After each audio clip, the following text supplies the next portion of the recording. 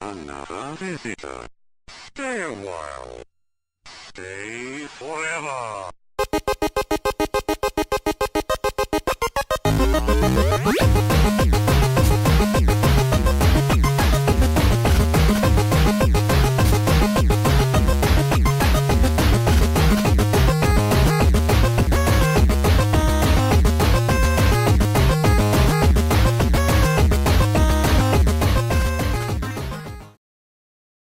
Today is a very special day, everyone. For one thing, I'm about to review your most requested game. You guys must really hate me. Anyway, today we're going to be talking about Action 52. Action 52 was released by Active Enterprises in 1991 for the NES. Action 52 was an unlicensed multi-cart containing 52 games. Unlike most multi-carts, however, every game in the package was original, for better or worse. Now, I've long been opposed to reviewing this game, not because it's bad, I'd play anything for you guys. No, I've been opposed to reviewing it because it's been done to death. Every reviewer out there has tackled this game. Every aspect of this game has been picked apart. So what can I bring to the table that hasn't already been said? Well, sadly not much, but let's go ahead with it anyway. But as I said earlier, today's a special day. August 8th marks the first annual Review a Bad Game Day. Given that this is an extra special occasion, I think it's time to open Pandora's box and unleash Action 52 upon the world once more. Now, Action 52 is actually one of the NES games that I grew up with. We bought this game used from a local video game rental store for $5, which is great because the price for a card-only copy of this game is currently nearing $200. But of course, I've had quite a fascination with this game since childhood.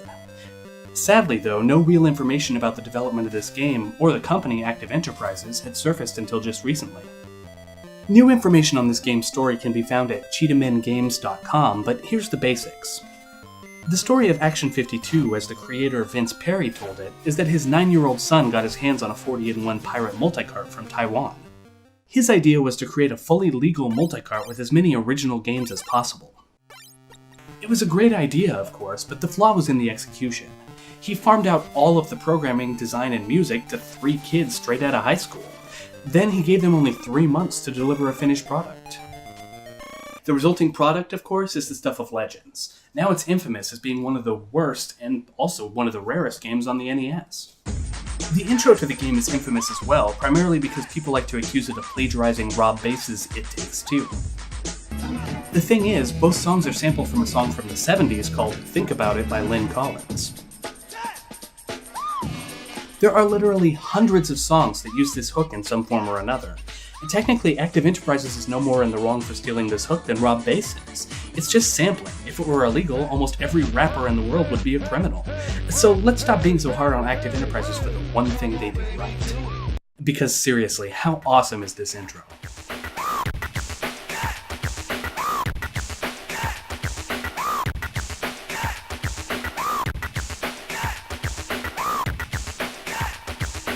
Make your selection now. That is, of course, not to say that some of the music wasn't stolen. Several tracks were stolen directly from Music Studio on the Atari ST. This was apparently done after letting go of their composer. Most of the tracks are, however, original. I'm sure that's enough backstory on why these games suck, so let's take a look at how bad they actually are.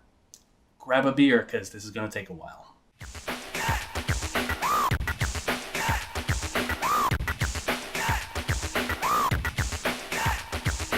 Make your selection now. The first game in the set is Fire Breathers. Fire Breathers requires 2 players, but as you can see, no one else wanted to subject themselves to this game. You blast through all 10 levels, and then it's game over. It doesn't even tell you who won. Game number 2 is Star Evil. This game is evil, because the very first thing that's going to happen is you're going to crash into this wall. You'd best remember to hold the D-pad left or right when the game starts, but not too much. Otherwise, it's just a generic space shooter with lousy control and bad collision detection.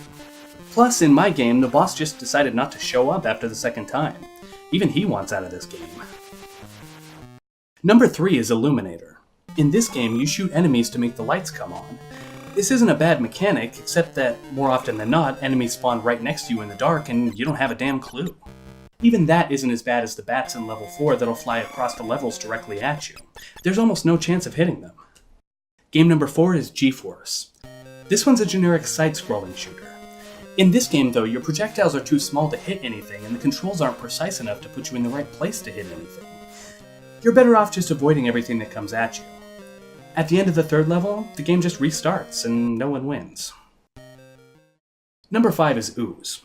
Ooze is the first of a number of platforms in this game that all commit the cardinal sin of NES game design: B jumps and A shoots.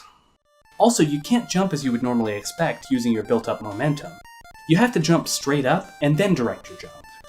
Get used to the mechanics in this game because they all do it. This one's a bit special, and not just because it's one of the few that has a title screen. This one had an associated contest in which you could win $52,000 in cash, as well as a $52,000 scholarship. You'd play the game to level 5, and then the game would ask you to photograph the code on screen and mail it into Active. Well, the problem with this is that on level 2, the game crashes, and the only way to avoid this crash is to use certain glitches to get past it. I'm sure that Active knew that their game was impossible and that the money was safe. And it's a good thing, too, because they folded before they would have had to have honored it anyway.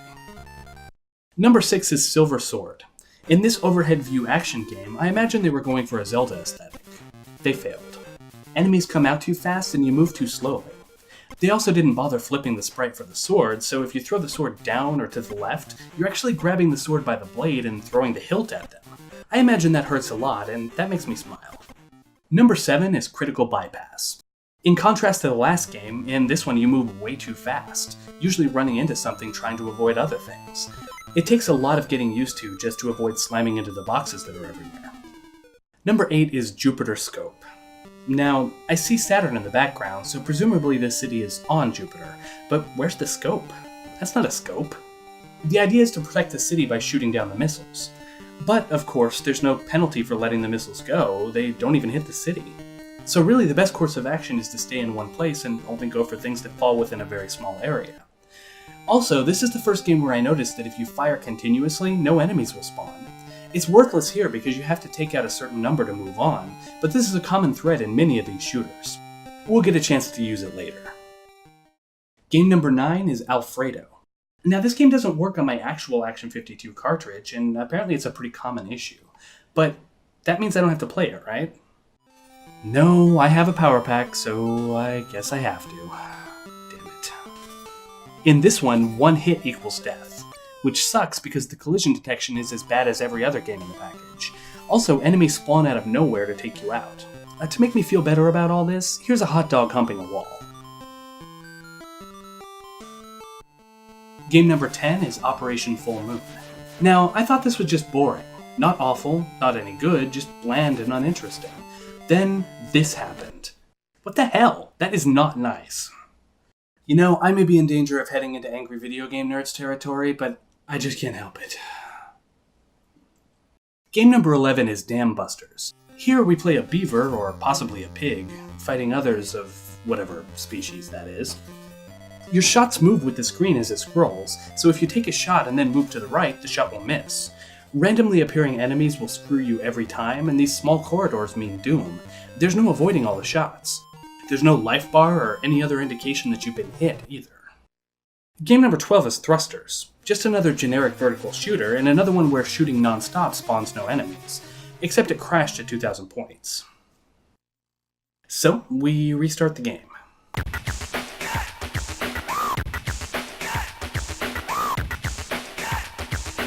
Make your selection now.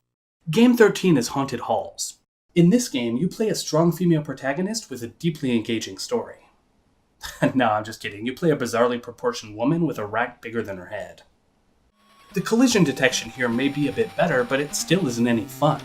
The levels run way too long and have no checkpoints. Number 14 is Chill Out.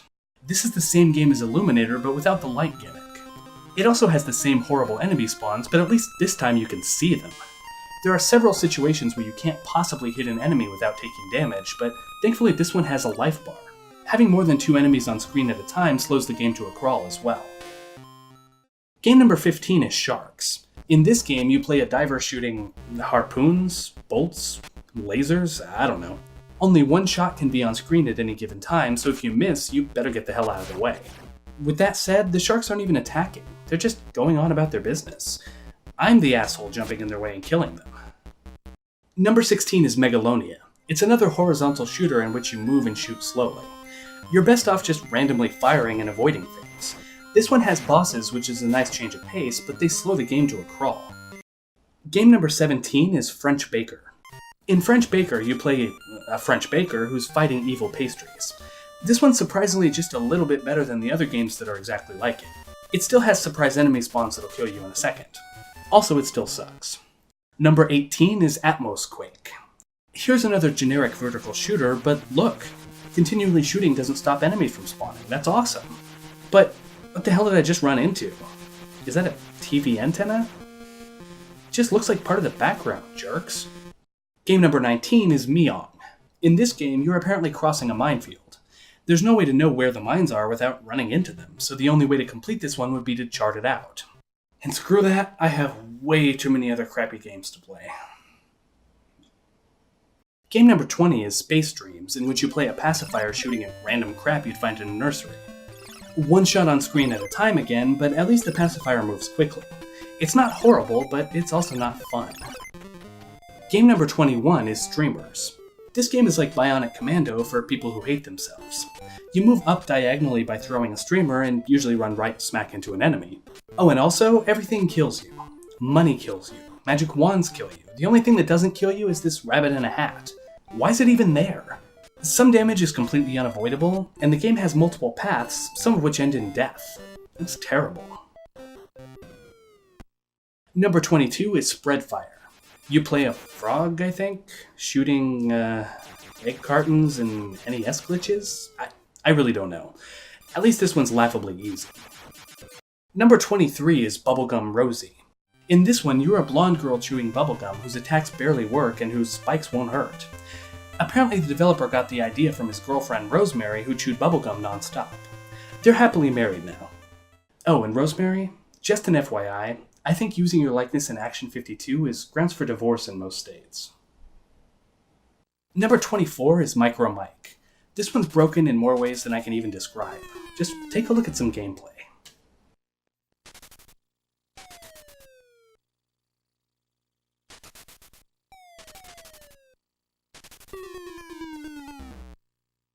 Number 25 is Underground. This is basically the same as the other climb ladders and shoot stuff games, but this one has smaller sprites. It does, however, have all the same problems. Game 26 is Rocket Jockey. Another horizontal shooter and another game with one on-screen shot at a time, so shoot, dodge, and hope for the best. You're a cowboy on a rocket, swinging a lasso and shooting at space caps. How the hell does he control the rocket while he's swinging the lasso like that? The best part of this one, though, is that the menu has it listed as Rocket Jock, which would make an excellent porn star name. Well, here we are at the halfway point, so let's take a little intermission and talk a bit about Active Enterprises.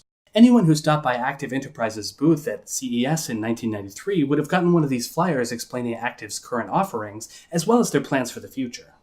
Their goals may have been the biggest pipe dream in gaming history. The info states that Action 52 was designed to combat the high price of individual NES games, and claims that it was meant to take advantage of a silent wave of opposition to Asian products. You all remember that, right? They also refer to their animated commercial as well as the extensive capital investment that was involved. The best part? They call it Disney quality. I say, dear chap, shouldn't you go on a diet? Are you talking to me? Maybe if these guys would make these holes bigger, I could fit easier, know what I'm saying? Hey, man, I'll help you out. No worries, no. Come on, guys, we have work to do. We come from the Action 52 game world. Of course, they had no intention of stopping with just a commercial. The animated commercial was to be a forerunner to a full Cheetah Man cartoon series. They also revealed plans for an animatronic Cheetah Man costume to be present at trade shows and conventions. How creepy would that have been? It goes on to state that the release of Cheetah Man 2 near the end of 1993 was meant to keep the Cheetah Man characters in the public eye, and I quote, "make the Cheetah Man characters the most desired and merchandised items for Christmas 1993. Playing at a store near you.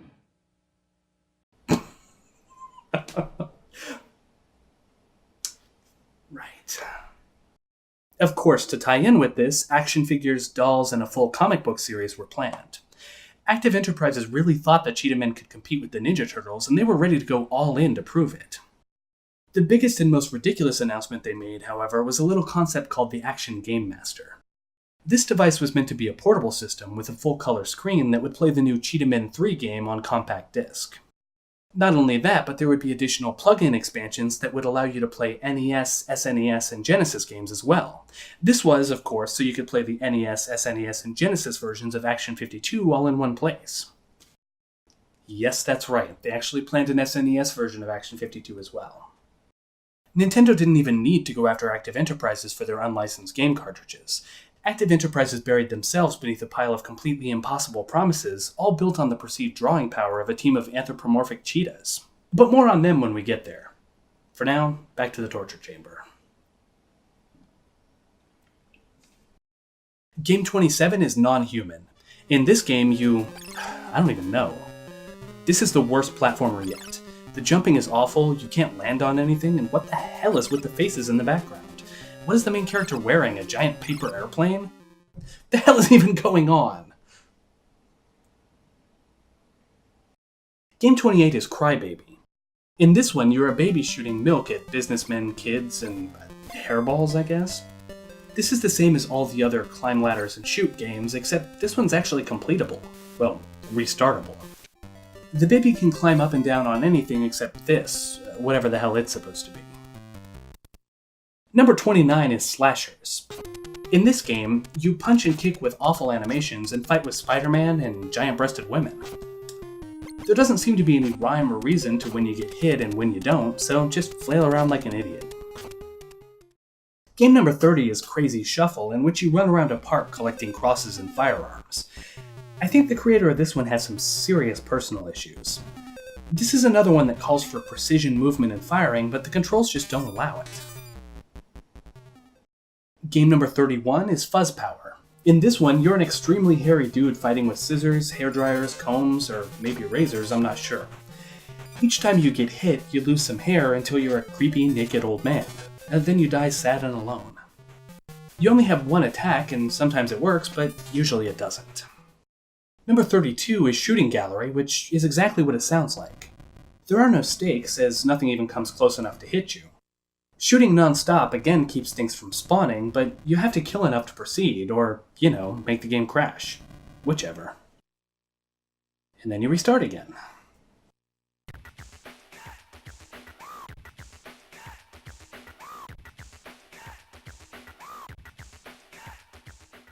Game number 33 is Lollipop. In this one, you're some kind of space hero fighting popsicles, gumballs, and pre-chewed gum? Gross. Anyway, you use a gigantic lollipop to do this because, well, I'm pretty sure someone had the munchies by this point in development. And yes, I am saying they were high when they developed this. That's not a provable fact, but let's look at the evidence. Game 34 is Evil Empire. Seriously, I've already played this game like 10 times, except this one has stuff to collect and a whole crapload of extra lives. Next. Number 35 is Sombreros. This one has a guy in a sombrero collecting hats. Of course, the hats don't seem to do anything for you, so just ignore them. You also shoot at guys in sombreros, but they don't even shoot back. In the first level, they don't even come near you. Like this guy right here. He's survived by a wife and 6 children. Now, they're gonna lose the farm, and you know what? It's all your fault. Eventually, I just stopped shooting at them and let them go on about their business. It isn't necessary, and you know what? It's not nice. Number 36 is Storm Over the Desert. Apparently they were proud of this one because it has a title screen. In this one, you're a tank shooting at other tanks, people who mysteriously explode upon impact, and a Godzilla-sized Saddam Hussein. You can't even hit the guy. His appearance here is completely pointless. Also, the tank is really slow, and it sounds like a malfunctioning Commodore 64 printer.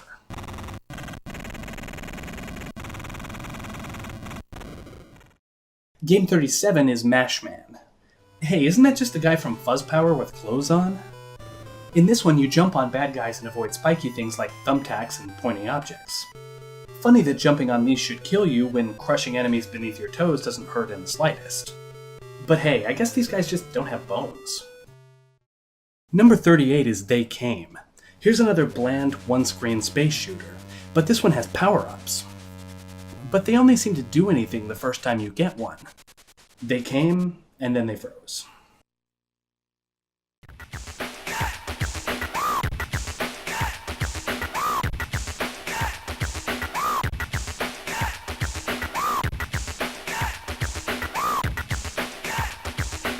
Make your selection now. Game 39 is Laser League. This is yet another shooter with only one shot on screen at a time. In this one, you shoot at fish and bugs and spirograph drawings. Also, there are only 2 levels. Game 40 is Billy Bob. This is Active's attempt at a Prince of Persia clone.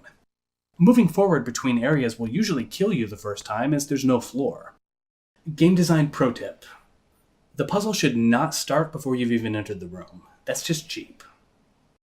The falling objects are completely random, so you really just have to risk moving and usually wind up dead. Number 41, City of Doom, is an attempt at a Crazy Climber clone. Sort of. You can shoot, but you'll only hit things on the right side. Also, it doesn't matter if the windows are opened or closed, they'll kill you either way. Number 42 is Bits and Pieces, in which you play a zombie wandering a graveyard. You have no attacks, which means just jumping to avoid things. This one only has 2 levels. Number 43 is Bleeps and Blips, which is another oddly named space shooter. In this one, when you take damage, a piece of your ship blows off, so 4 hits means you're dead. But hey, look, a 1-up. But it doesn't actually give you any extra lives. What it does is restore a piece of your ship. These guys really should work on their terminology. Anyway, as I mentioned, this game has real game-like mechanics, but it still has Action 52 collision detection, so you can't hit much. Also, it isn't really horrible until level 4 when shit starts coming from everywhere to destroy you in a second. Game 44 is Manchester, and I'm sure you'll have no problem figuring out what's wrong with this one. Oh my god, that is annoying! And guess what? It's awful! Next! Game 45 is Boss. You're shooting gangsters, avoiding bombs dropped from windows, standard fare. But it's a pain getting under these bombs. Game 46 is Dead Ant, which is another one-screen shooter with only 1 shot at a time, so f***ing make it count. Also, there are these spiders that come directly at you, and if you don't hit them before they reach the bottom, you're dead. Personally, I'd rather be playing with a dead ant right now. Number 47, Hambo's Adventures. This one is infuriating. You only have 1 life and then game over. Unless, of course, you manage to pick up an extra life. You'll see a lot of game overs before you get anywhere in this one. I made it to level 6. I hate my life.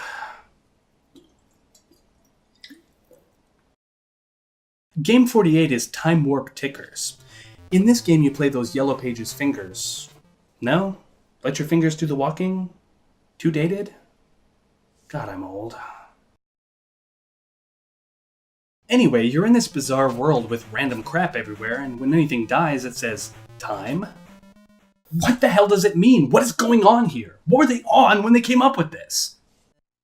Game 49, Jigsaw, is another game that doesn't work on my copy of the game. But, of course, it still works on the Power Pack, so I still have to play it. Here you're a handyman using a nail gun to take out evil power tools. And of course, it's just a copy of Alfredo, really, which explains why it doesn't work. Game 50 is Ninja Assault, in which you play a ninja fighting against, those things that ninjas fight. Like other ninjas, dogs, and birds. Aside from these awesomely terrible samples, this one wins because it totally looks like he's dancing.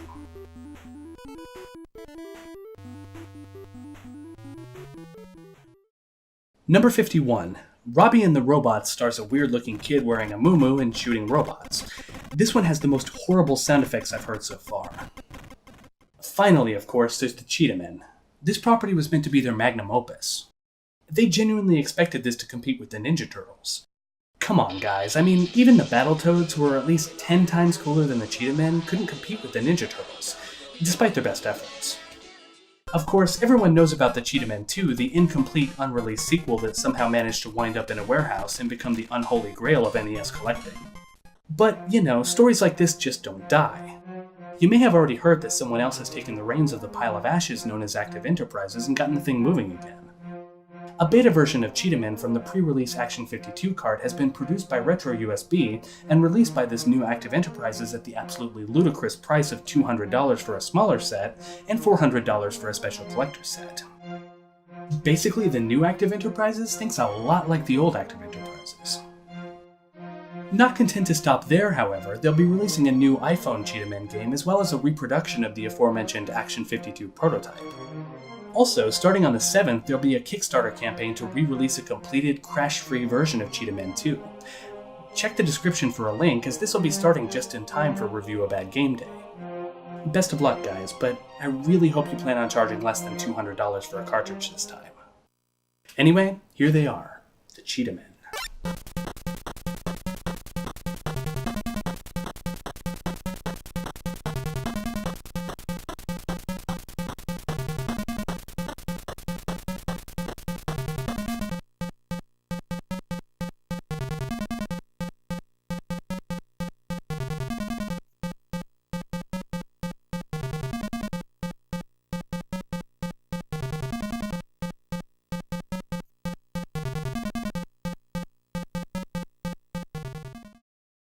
Or, the Action Game Master. Whatever. Of course, this is just the same recycled garbage I've been playing all along, except this one has awesome music, and also graphics that look like they were drawn by a kindergartner. There are 3 playable characters, Ares, Hercules, and Apollo. Their origin story is told in the included comic book, but sadly I don't have enough time to dub that piece of crap like I normally would. Ares uses wooden clubs in martial arts. Well, if using clubs like maracas is really considered to be a form of martial arts. Hercules punches things, which is unusual since the comic book says he's a pacifist. Apollo, the leader, is the last one you'll play, and he uses a crossbow. In the game, you'll fight the subspecies characters from the comic book as bosses, but in between you'll fight all the enemies from every other game on the cartridge. Of course the game is crap, it's Action 52.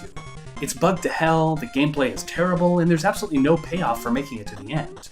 It just jumps back to the player select menu. But you know what? I love this franchise. It has an awful origin comic, a hilariously bad commercial, and a pile of impossible dreams that make it one of my favorite video game failure stories. In conclusion, aside from the interesting story and my own personal fascination with it, there's not really anything of merit here. The games are mostly broken, and even the ones that aren't are awful. Even if you beat one, there's no sense of satisfaction, not even an acknowledgement that you did. It just starts over or ends. So what was the point? Well, there really wasn't one. I suppose you could try to set a score record, but why in the hell would you play any of these games long enough to do that?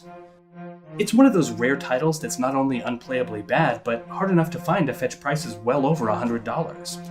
Action 52 is only recommended to hardcore collectors and hardcore masochists. In other words, seriously, don't even bother.